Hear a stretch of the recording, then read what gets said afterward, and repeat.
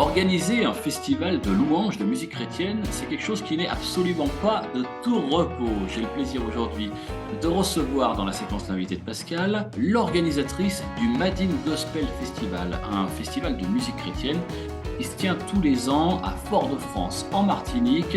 On en parle avec elle dans un instant, à tout de suite.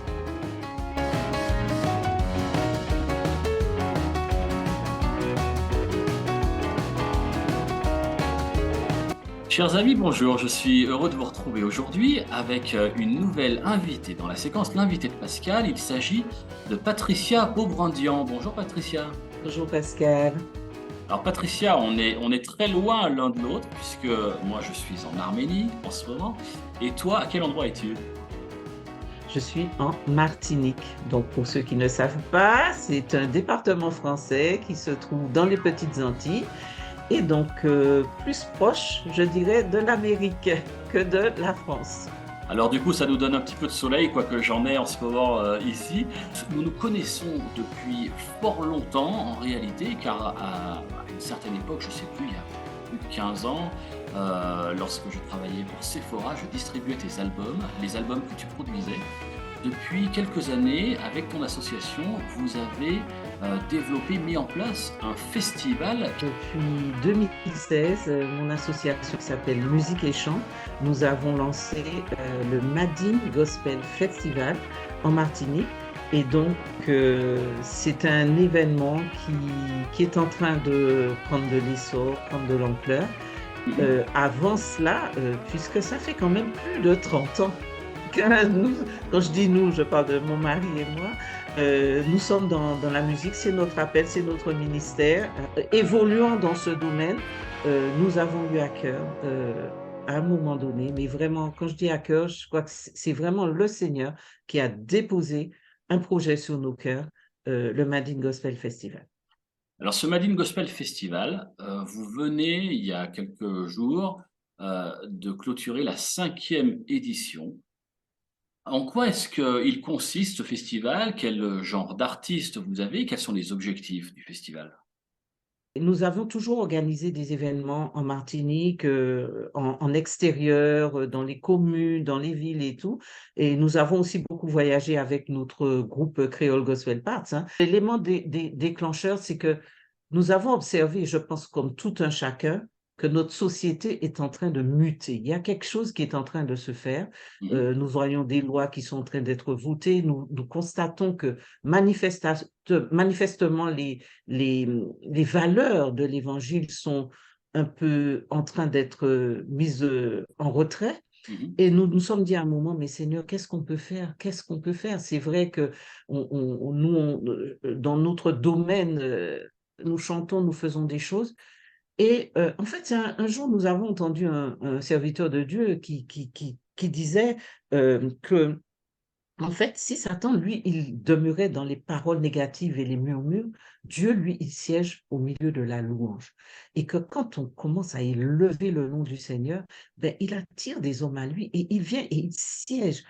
Et c'est comme une lumière qui s'est faite et on s'est dit, waouh, si on pouvait faire quelque chose comme ça, c'est-à-dire pas de manière cachée dans nos églises bien enfermées, mais à l'extérieur, pouvoir amener je sais pas, un festival de louanges, de gospel, euh, on pourrait sur la place publique, mais je dis, ériger un hôtel d'adoration, un trône pour Dieu et qui vienne siéger. Et nous, on voyait, mais c'est un truc comme ça se produit. Ça veut dire que l'atmosphère spirituelle est bouleversée. Il y aura un impact spirituel dans le pays. Mais bon, vous savez, quand on a des pensées comme ça, bon, il y a un temps de gestation, si je peux dire, et Oui. on nourrissait tout ça depuis un moment. Mais ce qui a été déclencheur, c'est qu'un jour, nous avons reçu une invitation pour le festival de gospel de la Barbade, qui est une île voisine, mais une île anglophone, avec donc notre groupe Creole Gospel Parts. Et quand nous sommes arrivés à la Barbade, il y a eu quelque chose d'assez extraordinaire. C'est quand nous sommes passés à la douane et que nous avons présenté nos passeports. Oui. Et chaque fois que le douanier rendait un passeport, il disait Welcome to Gospel Fest. On s'est dit, wow, attends, qu'est-ce qui se passe là? À la Donc, douane? on a à la douane, à l'aéroport. Ah ouais. On s'est dit, mais attends, c'est quoi ça? Et quand on est parti, on est allé à l'hôtel et tout ça. Mais les gens parlaient que de ça. On avait l'impression que c'était un événement national. Et on C'est ça, s'est dit, c'était un wow, événement majeur sur l'île. Et donc, c'était si un vous arriviez événement de l'étranger, majeur. c'était pour ça. Exactement, c'est un événement majeur parce que c'est une petite île et donc des événements comme ça qui attirent des touristes, etc., ben, c'est considéré comme un événement majeur du pays. Et quand on a participé, qu'on a vu, wow, c'était extraordinaire. Allez, il y a eu un concert d'ouverture, c'était avec Israël Houghton, et puis après on était dans un parc et puis tous les groupes qui passaient, qui défilaient comme ça, on s'est dit, oh Seigneur, si on pouvait faire ça en Martinique, quand on est rentré, on était brûlants et tout, et puis on en partageait ça. Et puis, plusieurs des personnes avec qui on a partagé nous ont dit, il faut arrêter. C'est bien, vous avez été enchantés, mais vous êtes en France, là. Vous savez, la culture anglophone, ça favorise ce genre d'événements, parce que c'est vrai que quand on regarde les pays anglophones, je dirais tout ce qui est religieux, c'est très imbriqué dans la vie sociale et tout, alors qu'en France, le principe de laïcité veut que, il y a une séparation, quoi. Et on nous a beaucoup découragés. On s'est dit, mais ça brûlait. Et donc, on s'est dit, non, Seigneur, nous, on croit que ça vient de toi, que cette pensée vient de toi. Donc, qu'est-ce qu'on va faire? Ben, tant pis, on ira voir le maire de la ville et puis on verra ce qu'il nous dit. Et c'est ce que nous avons fait. Nous sommes allés voir le maire, nous avons présenté notre projet. Nous avons dit, voilà, nous aimerions créer un festival, mais qui serait accessible à tout le monde, qui serait aussi en extérieur.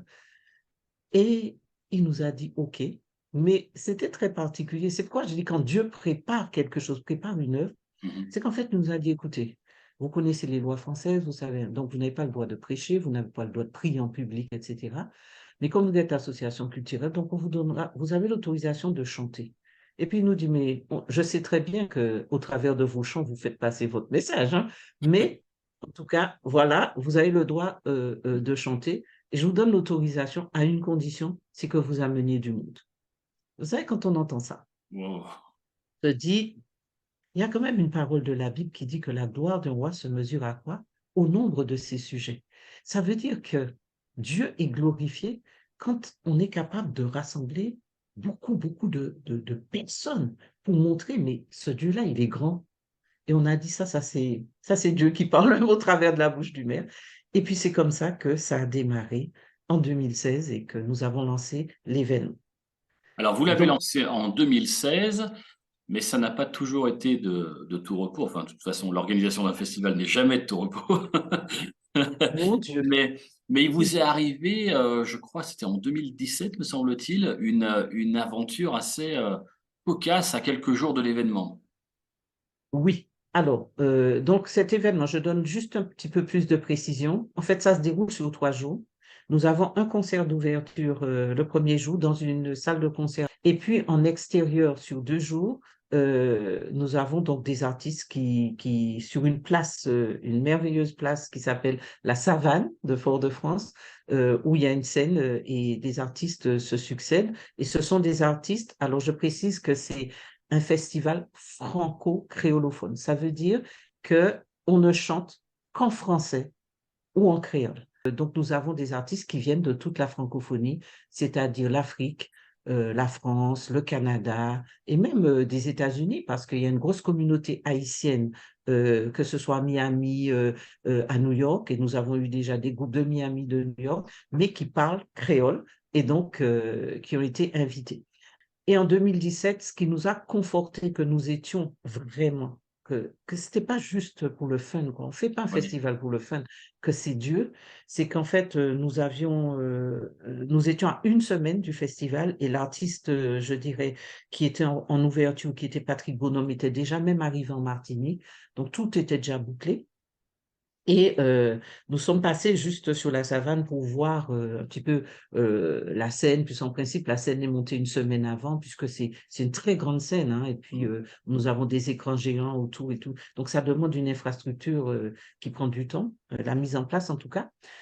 Et quand on arrive, on voit une semaine que ben, la scène n'est toujours pas montée. Et on s'inquiète, on se dit, tiens, c'est bizarre ça. Et là, on appelle la mairie, le responsable de l'animation, Il me dit, mais écoutez, madame, vous n'aurez pas de festival parce que la scène, on ne sait pas comment ça s'est passé, alors que vous aviez une autorisation écrite du maire, la scène a été donnée à quelqu'un d'autre, un autre organisateur dans un autre lieu de la ville. Il a dit, moi, je vous À la douche conseille, allez froide. voir le maire. La douche froide, Mm. pas douche froide seulement, hein, je ne sais pas le terme, mais là, c'est des milliers d'euros déjà investis, des artistes, tous les billets sont payés, l'hôtel est payé, tout. Oui, c'est Et puis on nous dit, scandaleux. il n'y aura Mm. pas de festival. C'est Mm. c'est très scandaleux. Et nous sommes allés, donc j'ai appelé mon mari et notre collaborateur Philippe. Je leur ai dit, vous quittez votre travail là, vous descendez, on va à la mairie. On est arrivé là, il était midi moins le quart. Et on s'est assis là, on a dit, on veut voir le maire. Et on nous a dit, écoutez, bon, le maire ne reçoit pas comme ça, quoi. Vous n'avez pas rendez-vous, etc. Et là, on s'est mis en prière silencieusement. On est resté dans la salle d'attente Mm. et on a dit, Seigneur, il faut qu'on voit le maire. Et on est resté là jusqu'à 15h15. Les gens passaient, ils se disaient, mais ils sont cinglés, ces gens-là, ils sont. Et on a dit, Seigneur, et on criait dans nos cœurs. Et à 15h15, le directeur de cabinet du maire nous a reçus et nous dit, je suis confus, je ne sais pas quoi vous dire. Il y a eu un dysfonctionnement dans les services. Et effectivement, la scène est déjà montée. Il l'avait déjà montée dans un Ah autre oui. lieu. Il ne pouvait pas la démonter, il ne pouvait rien faire. Et nous, on était là en face de lui, en prière, mais dans nos cœurs, et on criait à Dieu, on dit, Seigneur, fais quelque chose. Et à un moment donné, il nous dit, bon, il y a quelqu'un qui m'a dit que Tropicatrium, donc qui est une scène nationale, aurait une scène. Donc, je les appelle.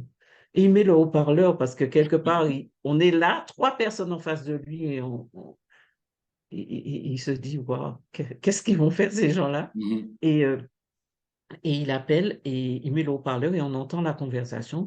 Et le directeur de Tropicatrium lui dit, oui, oui, nous avons bien une scène disponible pour la semaine prochaine, pas de problème, sauf qu'elle est payante, notre scène, hein.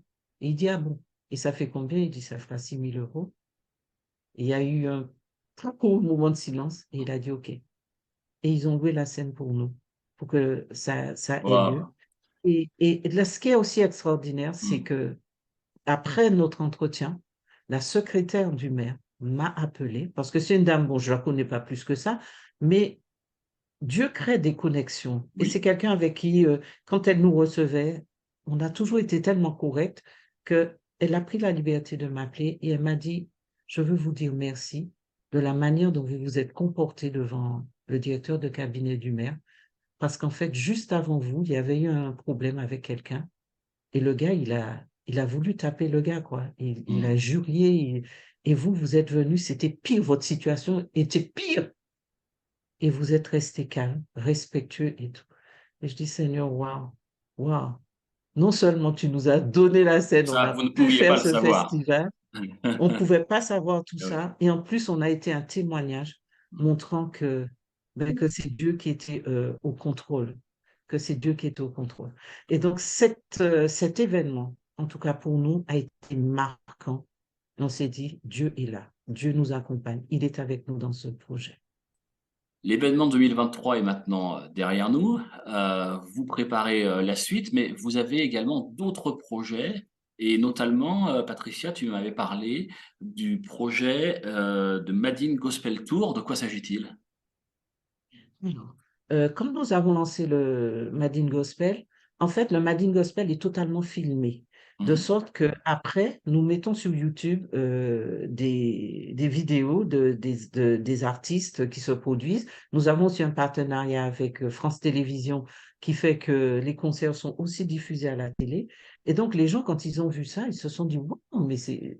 Et des gens des îles voisines nous contactaient pour nous dire, mais on aimerait bien participer, est-ce qu'il est possible de venir et tout? Et là, ça fait tilt et on s'est dit, mais waouh, pourquoi ne pas en faire un événement au-delà de la Martinique? Mhm. D'autant que ce qui est intéressant aussi, c'est que au-delà de l'aspect spirituel, parce que comme je l'ai dit, pour moi, le festival, c'est avant tout établir un trône, que Dieu vienne siéger. Et que nous savons que quand il siège, quand il est là, il est présent comme ça sur une place publique, ça influence l'atmosphère spirituelle du pays. Et nous déclarons aussi par nos prières que la violence va reculer dans le pays, que le pays va se développer économiquement, que beaucoup de choses, par exemple, toute la jeunesse qui part, qui va travailler ailleurs, va revenir pour pouvoir reconstruire son pays, etc. Toutes ces choses, ce sont des choses que nous déclarons sur la Martinique. Mais quand nous avons vu que des gens voulaient venir, on s'est dit, mais waouh, il y a aussi un autre aspect, c'est le tourisme. D'autant que si un événement comme ça pouvait drainer, je veux dire, des personnes extérieures, ce serait aussi un moyen de développement économique pour le pays, parce que oui, il y a l'aspect spirituel, mais nous, c'est notre pays et nous avons aussi envie de voir notre pays se développer. Et donc, nous avons monté ce programme Madine Gospel Tour qui consiste en quoi? Eh bien, à proposer à des personnes extérieures, que ce soit en France, en tout cas dans la francophonie, de venir faire un séjour d'une semaine en Martinique, donc en collaboration avec un tour opérateur, mais dans la période du festival, et donc la participation au festival ferait partie des activités que l'on proposerait aux gens. Notre objectif, c'est de toucher un maximum de personnes, en fait qu'un maximum de personnes soient informées, et la lettre, l'émission de Pascal est là pour ça aussi, donc faire connaître cet événement et proposer donc à tous ceux qui aimeraient venir découvrir la Martinique et en même temps vivre ce festival, eh bien de participer. Où est-ce que les personnes qui souhaiteraient en savoir davantage peuvent aller se renseigner? Sur quel site internet? madinegospelfestival.com. Donc, ils peuvent aller sur ce site, mais le mieux serait plutôt de nous contacter, soit par mail, soit par téléphone. Et donc, nous avons une infoline qui est plus 596 696 005 327, ou encore musique comme la musique .et.chant avec un s @gmail.com. Je vais mettre, Patricia, toutes ces informations en description de la vidéo. Un très grand merci à toi pour tout ce que tu fais et encore bon repos maintenant que le festival est passé. Oui, merci beaucoup en tout cas et j'espère un jour que tu pourras venir nous visiter ici en Martinique. Oh, et ce en sera tout cas, avec je plaisir. souhaite que beaucoup puissent venir pour participer à cet événement. Vraiment merci et à bientôt peut-être. À bientôt, Patricia. Au revoir.